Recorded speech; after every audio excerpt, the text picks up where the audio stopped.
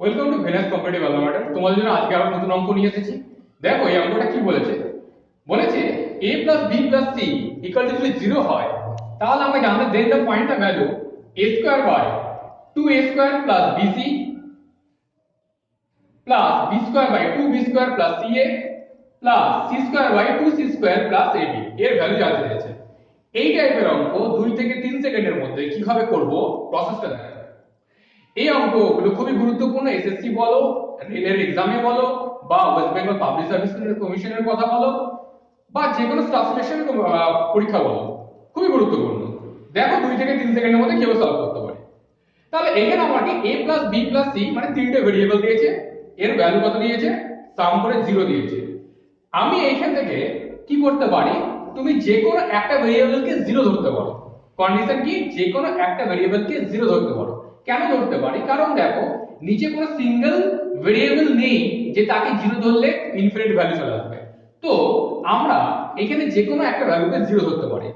ধরতে পারো তুমি b কে ধরতে পারো, a কে ধরতে পারো, c কে ধরতে পারো, যা খুশি তুমি ধরো 0 ধরতে পারো।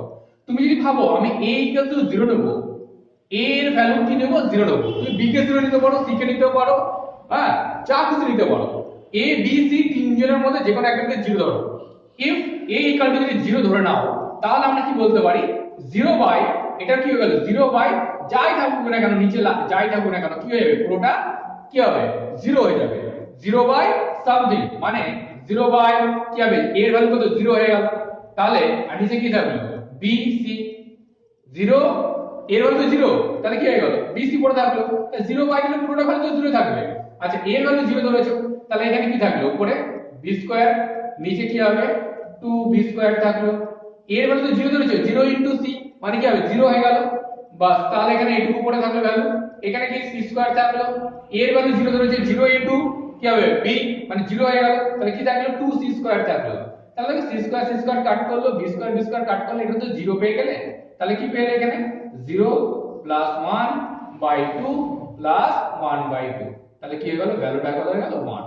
এইভাবে ফ্র্যাকশন অফ সেকেন্ডে তোমরা অঙ্কটা করতে পারো। তাহলে এই টাইপের আরো অঙ্ক পেতে গেলে, এই টাইপের আরো অঙ্ক, এই ধরনের এই রিলেটেড অঙ্ক খুব গুরুত্বপূর্ণ যেগুলো এক্সামে আসে, সেই রিলেটেড অঙ্ক যদি তোমরা দেখতে চাও তাহলে অবশ্যই চ্যানেলটাকে সাবস্ক্রাইব করো এবং শেয়ার করো, এবং তোমার যদি ডাউট থাকে অবশ্যই কমেন্ট বক্সে কমেন্ট করো। তোমাদের জন্য নতুন ব্যাচ শুরু করা হয়েছে, এনটিপিসি বলো, এসএসসি স্টাফ সিলেকশনের জিডি কনস্টেবল বলো, বা এসএসসি আদার এক্সাম বলো, ওয়েস্ট বেঙ্গল পাবলিক সার্ভিসের মিসলেনিয়াস বলো, বা ক্লাস টি বলো, বা আদার্স এক্সাম বলো। তোমরা অবশ্যই নিচে কমেন্ট বক্সে কমেন্ট করো। তোমাদের যদি যাবতীয় তথ্য জানার জন্য নিচে দেওয়ার যে ফোন নাম্বারটা রয়েছে সেটা অবশ্যই কল করে তুমি যাবতীয় তথ্য জানতে পারো এবং নতুন ব্যাচে জয়েন করতে পারো। Thank you.